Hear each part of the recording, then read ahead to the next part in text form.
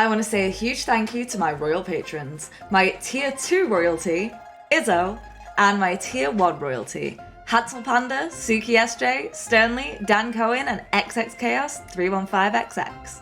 Your support allows me to make my content sponsored. Hello everyone and welcome into HarleyHammer, your favourite chaos-based war show. I will be recapping some of what I've learned through my time studying 40k, as the chaos enthusiast I am. I even walked in the Emp to help me. Why am I back here? Because everyone loved you last time. And because you correct me if I get things wrong, so people on the internet don't yell at me later. Why not just fact check? Anyway, I'm going to be discussing the 20 Primarchs, and who better to help me than Daddy Emp. 18. Okay, redacted. So let's start with the favourite. Horus. He was the head of the Lunar Wolves, or also known as the son of Horus. And they became the Black Legion after the whole Horus heresy thing. They're now traitors. They were traitors from the moment they sided with Chaos. Well, then there's my favourite furry faction by Lehman Russ, the Space Wolves. Wait, what? The furry faction. I've told you this before, don't worry, Emp. Well, after all the heresy, they did a big fat no to the Codex Astartes, split into groups, and, well then, Lehman went God knows where. Most think the warp. And then we have Ferrus Manus, leader of the Iron Hands. He made the best weapons, but he clearly didn't wield them good enough because he got killed by our next Primarch. That was a great loss. So let's talk about Fulgrim and the Emperor's Children. I'm one of those, and we can get a little bit out of hand. But wait, does that mean you're my granddaddy, Emp? Who is next? Okay, so I'm going to speak about a fan favourite, and this is Vulcan, and the Salamanders. So, Vulcan is invincible, right? But he can die, but he always comes back. But the fun thing about him is he sent all his sons wandering around the universe looking for 9 objects, and went poof! Bye, Vulcan! May he be united one day. Well, you don't need to interrupt me. He is also known as the Cuddly One. So next is Rogel Snorn. Dawn. Yeah. Well, he runs the Imperial Fist, and if you like Minecraft, I got some great news for you, because they're great at fortifying. And he's also the one with the king for the Pain Glove. Well, we don't know where he is right now, because there's conflicting theories on his death.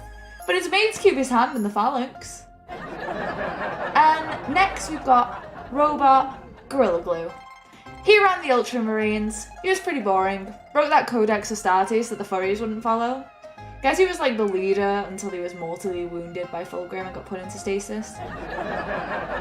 Fulgrim has caused much harm. Yeah, ain't he great? And then we've got Magnus the Red of the Thousand Suns. Magnus let him do Psyker stuff, which Emp was like, no. And then he ruined the Webway project for the Emp, and then Emp believed Horus over him, and it's not really surprised he turned.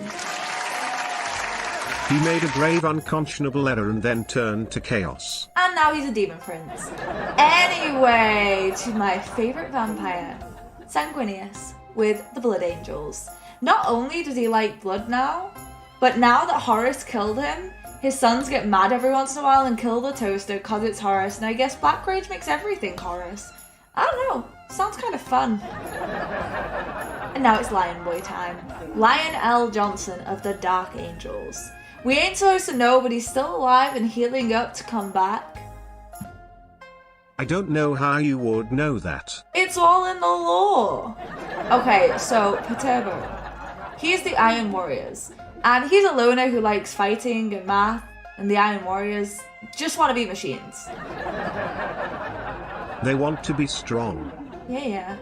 Well, Mortarian, the Death Guard, formerly the Dusk Raiders. They follow Nurgle. Like, I get him, but he ain't my cup of tea. Slanesh for life. Now, we get to our king of daddy issues. Loga, of the word bearers.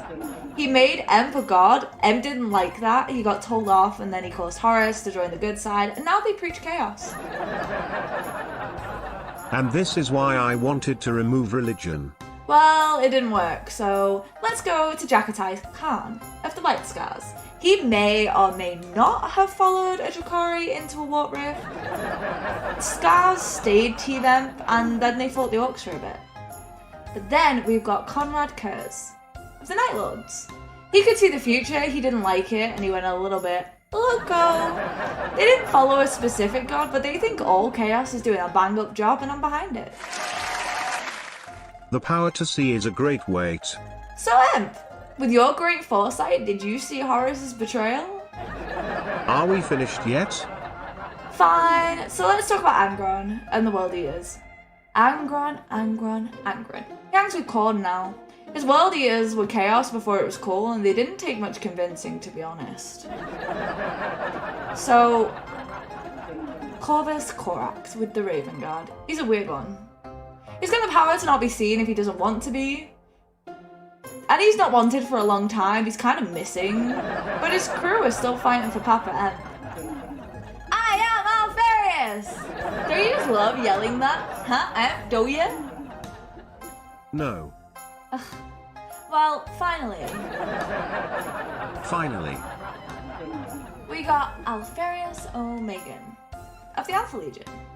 Since they're twins, don't they count as two? No. Well, one of them is dead and we're all Alfarius, so what's it even matter? Anyway, that's all of them, so I guess I'm done here. How did I do? 6 out of 10. Well, I'ma call that a win. So now, tell me, how do you think I did? But on a slightly serious note, I worked really hard on this, so please do consider leaving a like, subscribing, turning on that notification bell, and, leaving a comment. Tell me how I did. How was my recap? Anyway, I'm proud of you for getting through today. Even more proud of you for getting through tomorrow. Arrivederci, arrivederci, glutus shudus, luego. Peace! See you next Tuesday for the next episode. Bye!